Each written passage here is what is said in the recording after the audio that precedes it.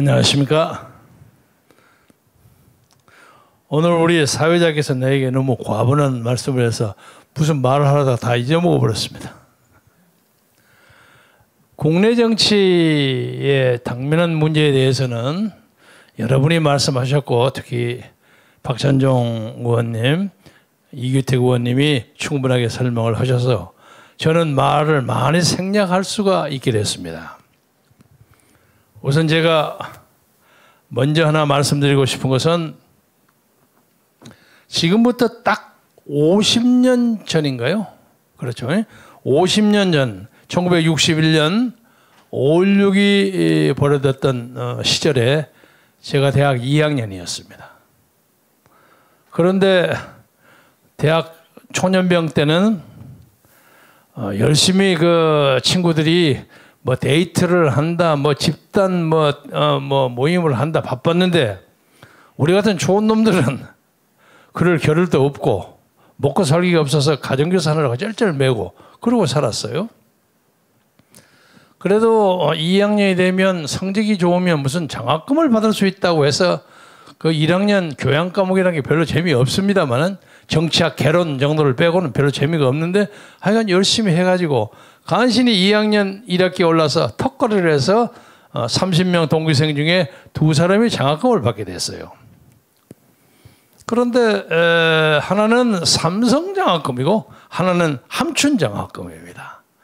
삼성장학금은 학비하고 생활비를 주고 함춘장학금은 학비만 면제가 돼요.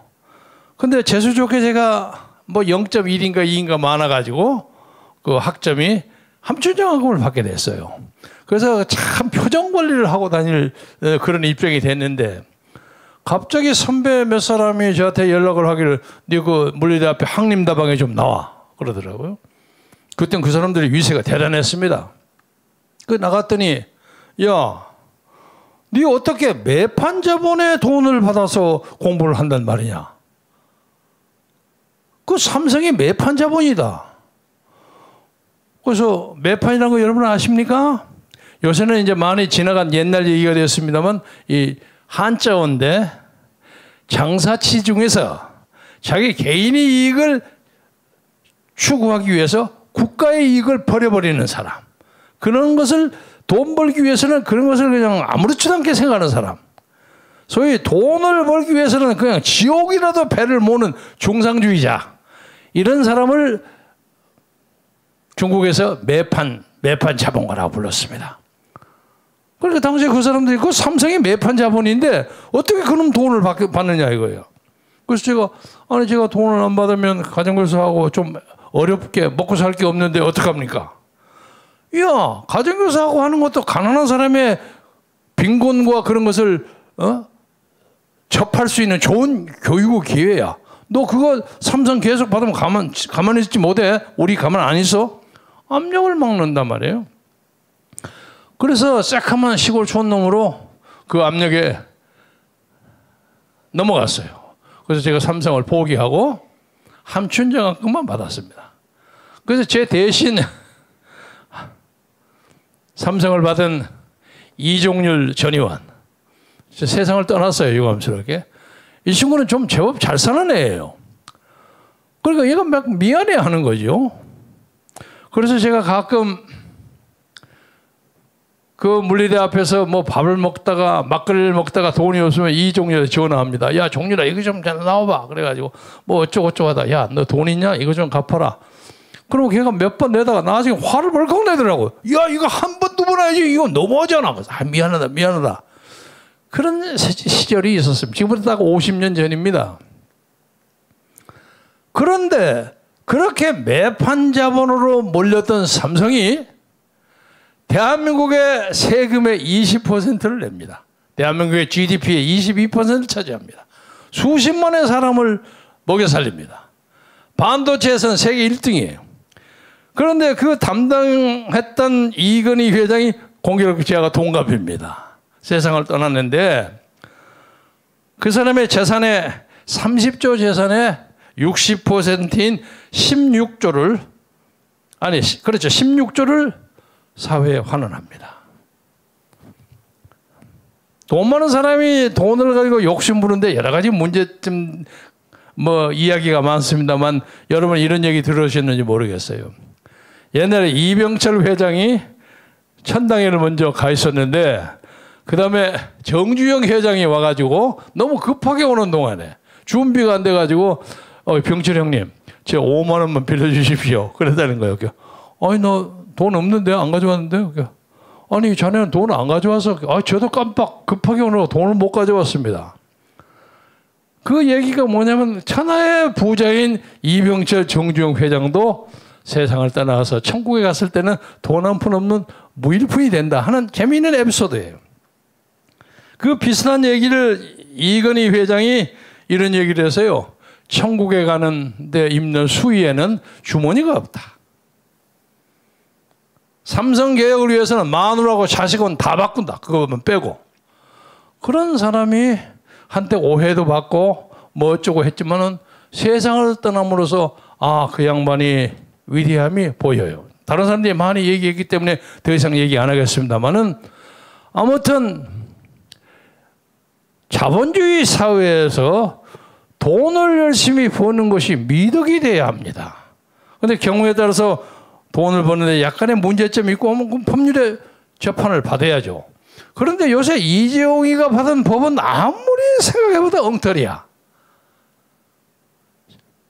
박근혜 전 대통령하고 뭐 정유라 말 사는데 좀 도와주십시오. 그랬더니 그 말 사갖고 그것도 없어지는 것도 아니잖아요.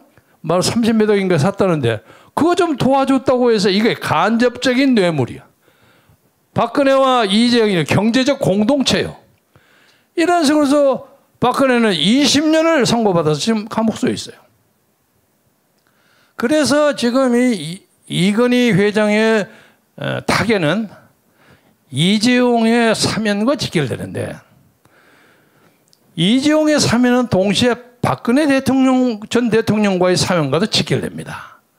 그래서 이 정부가 아마 이재용을 빨리 풀어가지고 그냥 백신 좀 얻기 위해서 지금 빨리 미국에 보내고 싶은 생각이 간절한데 그렇게 하다 보면 박근혜까지 풀이한단 말이야. 그래서 지금 고민을 많이 하고 있는 걸로 압니다. 제가 여기서 문재인 대통령이 아직 대통령직에 계시니까 제가 점잖게 한마디 하겠습니다. 이재용을 사면 혹은 가석방 하시고 박근혜를 사면하십시오. 그것이 나라와 개인을 위해서 가장 좋은 방법이라고 생각합니다.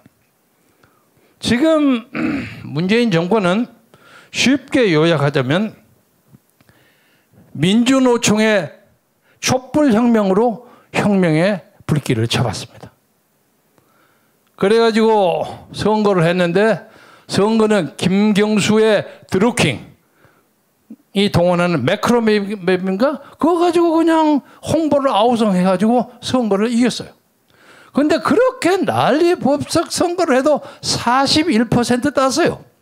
41.1인가 2%예요. 그런데 그때 야당 두 사람이 홍준표 후보는 24% 그리고 안철수 후보가 21%예요. 그 보태면 45%예요. 그러니까 적어도 3점 몇 내지 4%가 야당이 이기는 거예요.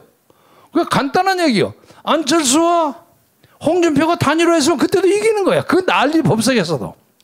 이것이 여러 가지로 우리 정치에 시사하는 바가 많습니다. 그리고 난 다음에 박지원과 김무성이를 시켜서 박근혜를 탄핵시키고 그리고 그 사람들에게 마지막 벼슬을 주지 않았습니까? 다 지킨 게 있거든요. 박지원은 명목분이 국정원장 시키고 그리고 요새 김무성은 이원 집정제로 개헌을 해서 적당하게 자기의 권세를 유지하는 방법에 은근히 문재인이가 동조하고 있다고 생각합니다. 이거 아까 박찬정 의원이 말씀 잘하셨죠? 그리고 그 과정에서 지금 삐걱빼걱해 권력이. 그래서 그 법무부 장관이 추미애니 조국이니 박범계니 막 시켜서 난리를 해도 잘 안 돼 이게. 왜? 정권이 흔드니까. 그리고 지금 작년 4월 15일에 그 선거에서 지금 재판에 걸린 것이 100개가 넘어요. 재검표를 안 시키는 거예요. 이 김명수라는 사람이. 내가 악담하고 싶지 않습니다만은 김명수는 헌정 70년상의 가장 최악의 대법원장으로 기록될 것입니다. 아니 이 선거의 문제는 6개월 안에 해결해야 합니다. 개표를 해야 돼. 틀리면 틀리고 맞으면 맞고 해야 될 거 아닙니까? 그걸 안 하고 뭉개고 있어. 무슨 놈의 그런 것이 대법원장이야. 이거 명수, 거짓의 명수, 조작의 명수, 동료 부하 판사의 탄핵에 협조하는 명수, 그냥 못 드는 것처럼 앉아있는 사람이 이 도대체 무슨 명수가 이런 명수가 있어. 그래서 이 사람도 빨리 헌정사상 최악의 대법원장이라는 불명예를 벗기 위해서 빨리빨리 자기의 처신을 정리해야 합니다. 저도 이 김명수 대법원장 밑에서 말 한마디 했다고 2년 집행유예를 받았습니다. 한 1년 몇 개월 질질 끌어가지고 대법원까지 갔는데 대법원에 합의부 4사람이 대법관이 나왔는데 그중에 한 사람은 박근혜 때 임명된 사람이고 나머지 3사람은 문재인이가 임명한 사람이야. 공교롭게 그때 재판장은 노정희라는 여자 대법관이야. 이 사람이 재판장이요. 나는 노 씨하고 인연이나 악연이 있어서 그런지 대법관이 돼가지고 이것도 뭐 헌법 뭐 인권법 그 출신이에요. 뻔하죠. 기각해버리더라고요. 그 사람이 지금 어디냐? 중앙선거관리위원장이에요. 근데 그 사람이 중앙선거관리위원장을 하면서 이 나라 선거가 제대로 관리될 것인가 하는 데 저는 큰 퀘션 마크를 가집니다. 그래서 지금 이 나라가 백척의 간두에 서 있습니다.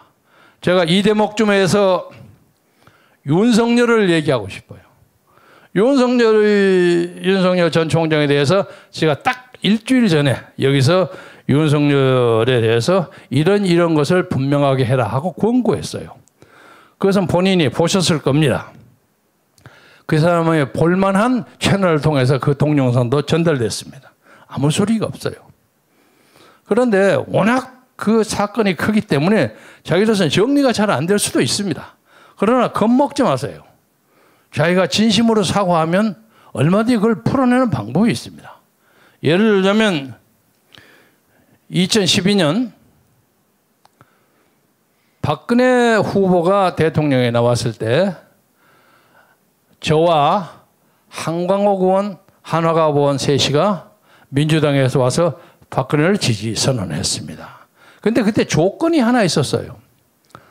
박정희 대통령이 경제를 발전시키고 나라의 기강을 세우고 법치를 세우고 하는 거 다 인정하나 적어도 유신등등으로서 이 나라 헌정을 유린한 것에 대해서 사과를 하지 않으면 우리 거기 조인할 수 없다. 그래서 박근혜 후보가 굉장히 애를 쓰다가 마지못해서 나중에 했어요. 그래서 우리가 그 명분을 듣고 박근혜 후보 캠프에 조인했습니다. 마찬가지 논리로 윤석열 전 총장이 당시 총장 당시에 박영수 특검에서 수사팀장으로 이거저거 막 모아가지고 그리고 박근혜에게 30년 구형을 때린 주역 중에 주역이요. 그래서 그것이 선고가 김명수 대법원에서 20년으로 돼 있어. 지금 그 20년의 형기에다가 나머지 무슨 국회의원 공천에 개입했다 하는 거 2년 보태서 22년을 형기로 살고 있는데 지금까지 1450, 1480일, 90일 감옥수에 있습니다. 이 감옥수에 박근혜를 집어넣은 구체적인 책임을 누가 가지고 있습니까? 저는 가장 중요한 것이 김무성이라고 생각합니다. 그리고 그 다음에 그 엉터리 재판 과정을 만든 윤석열과 박영수 특검이라고 생각합니다. 그리고 그것을 끝끝내 붙들고 있는 김명수가 최종적인 책임이 있습니다. 이것을 풀지 않고는 윤석열은 지가 하늘을 움직이는 재주가 있다고 할지라도 대한민국 대통령 못하는 거예요. 그래서 그 문제에 대해서 사과하고 사실을 밝히면 지금 우리나라에 지도자가 없어. 윤석열이 아까워. 인기도 상당해. 보아하니까 보스 기질도 있고 사람을 끌어갈 만해. 저쪽 지금 민주당 의원에서는 인물이 없어요. 인물 빈곤이요. 그래서 아까 박찬종 의원이 얘기하시는 것처럼 이원 집정제민들하고 적당히 의회 독재하려고 지금 꾸미고 있는 거예요. 이것을 과감하게 윤석열이가 와서 깨야 되는 거예요. 깨기 위해서는 박근혜에 대한 사과를 빨리 할수록 좋습니다. 저는 한때 윤석열이라는 분이 나오기 전에 지나간 얘기입니다만, 장난으로 하는 얘기입니다만, 오 시장이 딱 당선했어요. 그런데 안철수 후보가 지원하지 않았으면 나는 어려웠다고 생각합니다. 물론 당시에 우리는 그 선거에 태극기 세력에 적어도 50만 이상의 조직된 표를 서울에서 동원했습니다. 여러분이 믿지 않아도 관계없어요. 이것을 주도했던 분은 정광훈 목사입니다.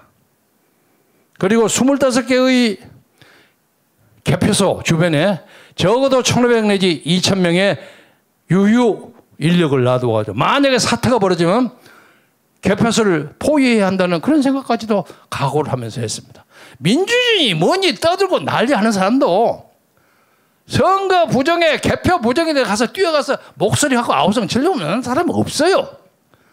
이름 모르는 사람, 낯선 사람, 불쌍한 백성들이 다 가서 그 지키고 있었습니다. 오세훈 후보도 아마 이거 잘 모를 거예요. 솔직히 말해서. 그러나 자꾸 이겼어요. 그건 오세훈의 승리야. 그러나 우리는 뒤에서 만족감을 느껴요. 우리는 그 나름의 포만감이 있습니다. 그런데 그 당시에 사실은 안철수의 공로를 절대 무시 못합니다. 그런데 요새 국민의힘에서 하는 그 짓거리를 보니까 안철수 적당히 뭉겨버리려고 하더라고요. 그러면 안 됩니다.